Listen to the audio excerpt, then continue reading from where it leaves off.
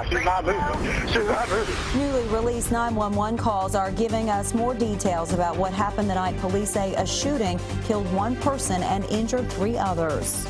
How police say a Central Kentucky man ended up stealing thousands of dollars from his grandfather. From very cold to very wet to tornadic activity.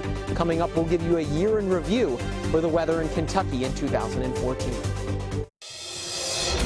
Tracking, alerting, protecting. This is WKYT News at 6. Good evening and thanks for being here with us. Tonight we are hearing a frantic call for help made during a deadly shooting at a Central Kentucky apartment building. Police say the woman killed was hit by a bullet that came through her ceiling. Winchester police arrested Lamont Wilkerson and Lillian Barnett after last Tuesday's shooting. Police say that 3 other people were injured. Both Wilkerson and Barnett were in court today. Victor Puente has an update in our top story at 6. 20-year-old Lamont Wilkerson and 18-year-old Lillian Barnett were supposed to have video arraignments this afternoon, but a glitch in the system brought them to the Clark County District courtroom. Wilkerson is charged with robbery and murder, Barnett with complicity to murder. Today, her attorney tried to get her bond reduced from the $100,000 it's currently set at. Judge, I would note that she is 18 years old, a student in high school.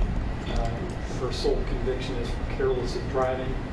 The judge denied that request because of the violent nature of the charge. Winchester police say Barnett drove 3 men to an apartment on Oxford Drive last Tuesday so they could force their way inside. During the home invasion, shots were fired and one of them went into the apartment below, hitting 19-year-old Amber Caudle. Her fiance called 911, but she died from the shot. My fiance just got shot. We're at Oxford, 250 Oxford Drive, apartment 43. They're shooting upstairs and they shot through the roof. Police say Lamont Wilkerson was one of the men who went into that apartment. 3 other people were shot, but police haven't released a motive. Winchester police are searching for one other person who they believe is connected to the shooting. They put out this picture and say this man is a person of interest. They don't believe he's from Winchester. Barnett and Wilkerson will be back in court next Wednesday. In Clark County, Victor Puente, WKYT. Wilkerson's attorneys also asked for his bond to be lowered from $250,000, and the judge denied that request. A Winchester man who police say tried to kidnap 2 girls also appeared in court today. Thomas Hamilton pled not guilty to solicitation to commit kidnapping. He's still in jail, being held on a $100,000 bond. 2 girls, ages 12 and 13, said Hamilton drove up to them over the weekend and asked them if they wanted to get in his truck. The girls ran off. Police say that when they arrested Hamilton, they found ropes, plastic sheets, and a steak knife in his truck. Over the last few weeks, we have been tracking a growing number of flu cases in Kentucky. State health leaders say flu activity here is widespread, the highest level possible. And now they've linked 6 deaths in Kentucky to the flu. Sam Smith has the health alert. Many people get the flu each season, and most do well. According to the Kentucky Department of Public Health, there have been 6 reported exceptions so far this flu season.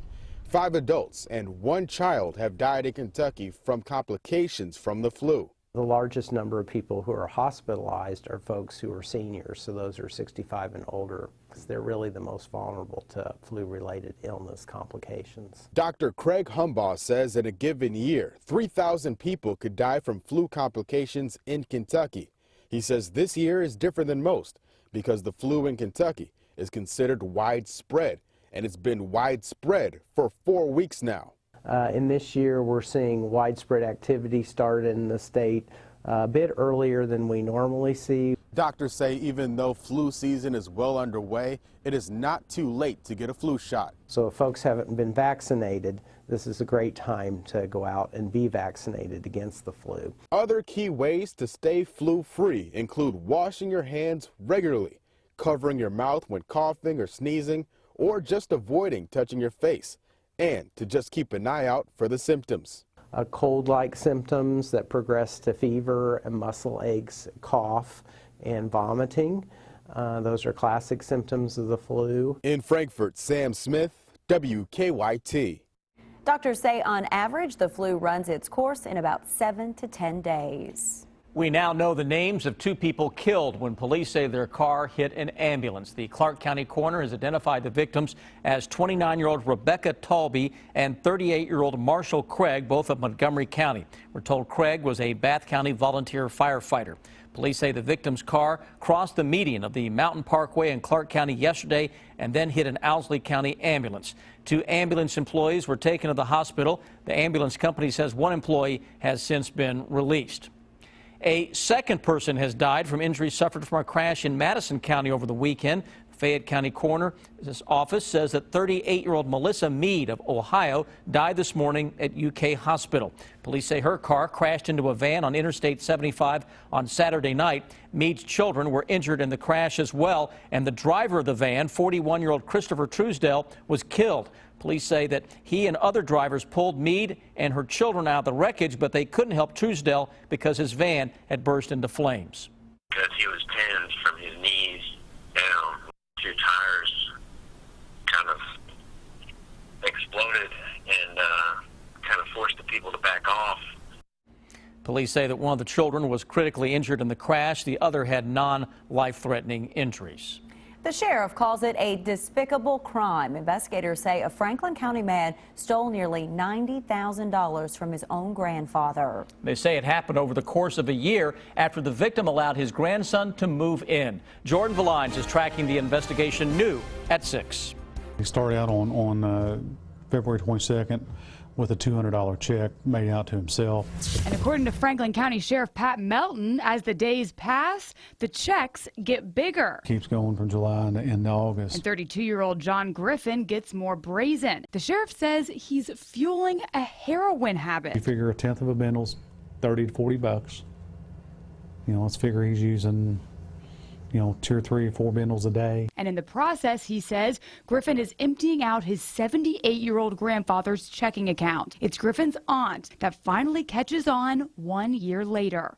When sheriff's detectives started doing the interview process and looking in this case, they come up with $87,333.51. According to the sheriff, John Griffin not only helped himself to his grandfather's checking account, he racked up thousands of dollars on a debit card. Over the course of 1 year, he cashed 93 checks. The sheriff says to avoid suspicion, Griffin wrote some of the checks to friends, sending the friends to this bank and asking them to cash those checks. He claims he didn't have a checking account and allegedly said that he had just come into an inheritance. But it's not a gift. The sheriff says it's a crime. A grandson, he says, put a fix in front of his family. We're seeing this a lot. And you're seeing it all over our Commonwealth. People will do what they need to do to get their fix. And this is just a despicable crime to steal from a loved one. In Franklin County, Jordan Valines, WKYT. John Griffin is being held in the Franklin County Regional Jail on a $35,000 bond. Well, the sunshine was a welcome sight today, even if we still had some cold temperatures. Chief Meteorologist Chris Bailey has an early look now at your forecast.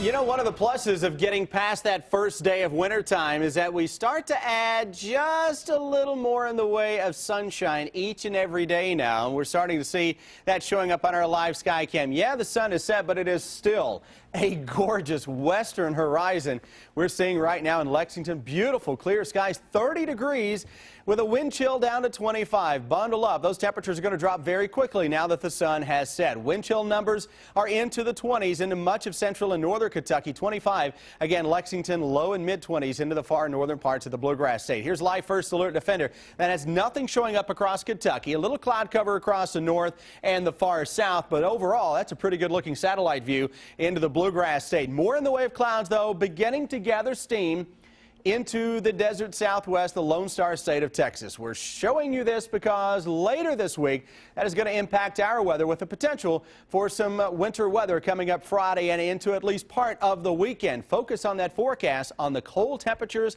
and the wintry potential as we make our way into the end of the week. And that's how we're going to roll into a brand new year.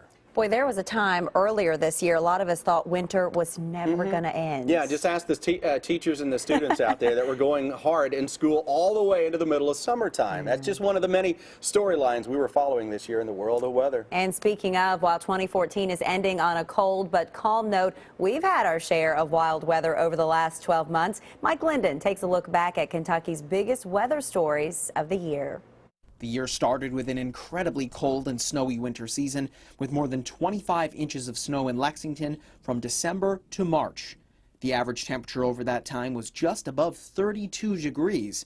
That's about 3 degrees colder than normal, with wind chill to boot. We were looking at 20 to 30 below zero, just depending on where you were, for the wind chill. I mean, you couldn't stand outside for an extended period of time because it was just so dangerously cold. That's what stands out in my mind as one of the big deals of the year. Summer was packed with active weather too, especially in August. This August was the third wettest ever in Lexington, with about 9.5 inches of rain in total, 5 of which came in one day, the 10th. You normally expect to find severe weather in Kentucky during the springtime. Not necessarily in October, but for some central Kentucky residents, October 6th and 7th will be 2 days this year that will be hard to forget. And all of a sudden, a big, it was just terrible, like swoosh, and then it was over. According to the National Weather Service, 9 tornadoes touched down across Kentucky, varying from EF0 to EF1 in strength. While some minor injuries were reported, no one died during the outbreak. See, I'm not a very religious person, but at that time I said God is really looking after us. He's got his arms around us. To close out the calendar year, Mother Nature brought light snowfall on Halloween and abnormally cold temperatures in November, with an average of just over 39 degrees, as well as more snowfall on the 17th. Overall, I would say this was a little more of a crazier than normal year per se, if you just take everything out into a 12-month period. Now, certainly we had our quiet times in there, but if you lump all those extreme events into the same year, yeah, I would say this was a little crazier than normal. I'm Mike Linden, WKYT. So, what do you think was the biggest weather story of the year? Just go to our website, WKYT.com, and click on this story. We've posted a poll there, and we will reveal the winner tomorrow night.